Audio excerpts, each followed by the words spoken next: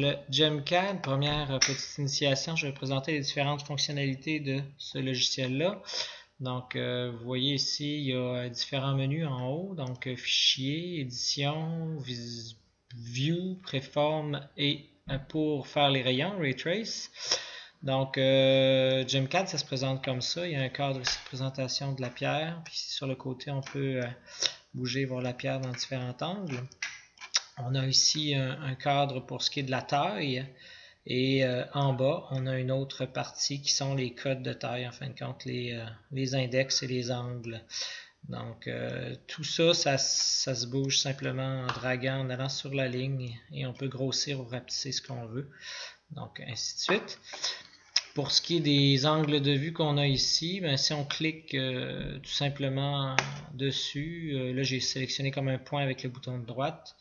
Donc, vous voyez, je peux aller dans Zoom In, et là je vais grossir cette section-là. Je peux aller dans Zoom Out, et je vais rapetisser. On peut le faire avec on peut le faire aussi comme ça, avec le bouton de droite. Vous allez voir, il y a les rayons lumineux qui apparaissent en fin de compte. Là, on voit le tracé des rayons lumineux.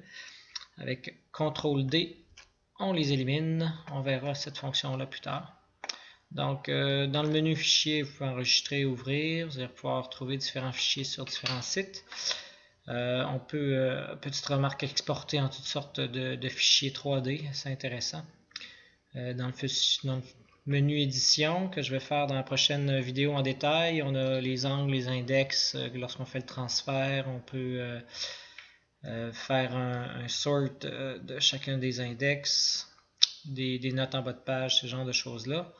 View, ça fait apparaître les lignes cachées, ce genre de choses-là. Donc on reviendra. Ici on a préforme. Ceux qui utilisent des préformes, on peut générer le préforme à l'avance. Et ici le menu pour les rayons. Donc dans le menu ici, bon, c'est un menu classique, là, on peut enregistrer, imprimer, etc. Et vous avez ici le transfert puis l'index qui est là, les deux petits affaires. Faut que ça représente pas mal GemCAD pour ce qui est des menus de base. Peut-être remarquer que si on s'en va cliquer ici en bas sur une facette en particulier, il nous rouvre un menu avec l'angle. On peut l'enlever, on peut faire différentes choses. Remarquez que si je m'en vais sur la facette ici aussi, si je clique dessus, il m'ouvre à peu près la même chose avec l'angle, puis les index et tout. Donc, il me donne des informations sur cette facette-là. Je clique sur l'autre à côté, il va me donner les indices sur cette facette-là. Donc, aussi, peut-être remarquer que quand on se promène avec la souris, puis qu'on va sur un point de rencontre, on voit il y a un rond qui apparaît.